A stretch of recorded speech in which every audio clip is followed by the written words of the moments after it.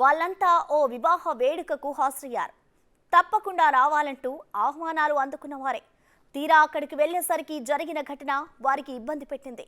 తాము హాజరు కాబోయే వేడుకకు సీఎం వస్తున్నారని తెలిసి ఓవైపు ఆనందం పొందినా ఆ కార్యక్రమానికి తమను దూరం చేయడంతో ఆగ్రహం వ్యక్తం చేశారు.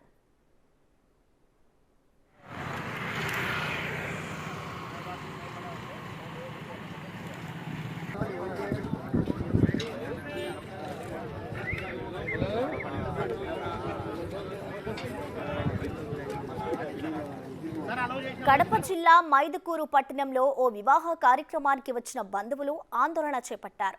అదే పెళ్లికి సీఎం జగన్ హాజరు కావడం వల్ల సెక్యూరిటీ కోసం అతిథులను ఆపేశారు.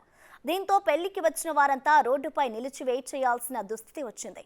పెళ్లికి పిలిచి తమను అవమానిస్తారా అంటూ అతిథుల ఆగ్రహం వ్యక్తం చేస్తున్నారు.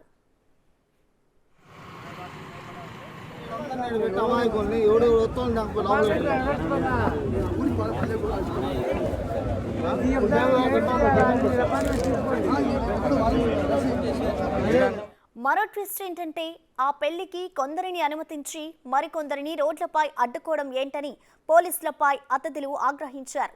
ఓట్లు వేసి గెలిపించిన అభిమాన నేతలను చూసే అవకాశం లేకుండా చేశారంటూ ప్రజలు మండిపడుతున్నారు.